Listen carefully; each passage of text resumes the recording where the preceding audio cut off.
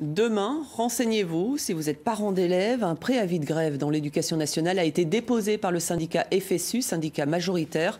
Ce sont les conditions de travail, l'emploi, les salaires et la formation qui sont les principales revendications. Magali Espinas, bonjour. Bonjour. Vous êtes la co-secrétaire académique du SNES FSU de la Vienne. Vous êtes le seul syndicat à appeler à la grève demain. N'est-ce pas un peu risqué ? Risqué, je ne sais pas. Ce qui est risqué aujourd'hui, c'est surtout effectivement nos conditions de travail et le fait que l'on ait de plus en plus de difficultés à pourvoir tous les postes qui sont mis au concours. Le gouvernement. Comment se fait-il que tous les syndicats n'aient pas appelé à la grève ? Vous sentez une certaine résignation ? Peut-être, on peut dire ça. Peut-être qu'aujourd'hui, les enseignants, malheureusement, n'y croient plus, ne croient pas que la situation peut s'arranger. Moi, je suis syndicaliste et à ce titre, je reste optimiste et je continue à y croire et je pense qu'il faut effectivement se battre. On se bat pour nos salaires, on se bat pour nos conditions de travail, on se bat aussi pour nos élèves, évidemment. Les effectifs.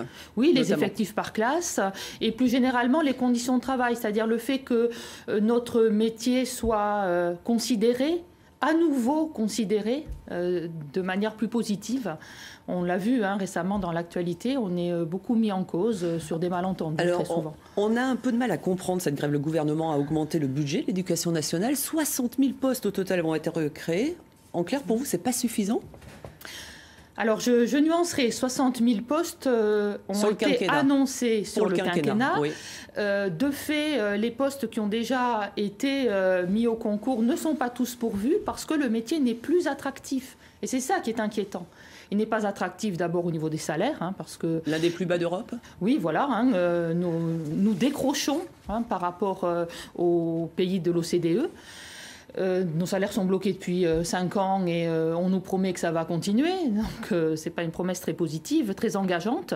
Et puis, effectivement, les profs qui commencent ne sont pas bien formés et sont mis en danger devant leurs élèves parce qu'une absence de formation, c'est une mise en danger. Justement, il y a une affaire locale qui prend une tournure nationale, c'est l'affaire Chazeran. Ce professeur de philo suspendu 3 mois est suspecté d'avoir fait de l'apologie du terrorisme. Pour votre syndicat, la décision du rectorat a été précipitée, selon vous ? Ah oui, totalement précipitée. La décision de suspension et la décision de convocation d'une commission disciplinaire, ces décisions ont été prises uniquement au départ sur des plaintes de parents. Ces parents ont entendu ce que les élèves ont entendu ou ont dit qu'ils avaient entendu. Enfin, vous voyez, ça devient très compliqué. On sait en tant qu'enseignant, vous le savez certainement aussi en tant que journaliste, entre ce que l'on dit et ce qui est entendu, il peut y avoir des distances importantes.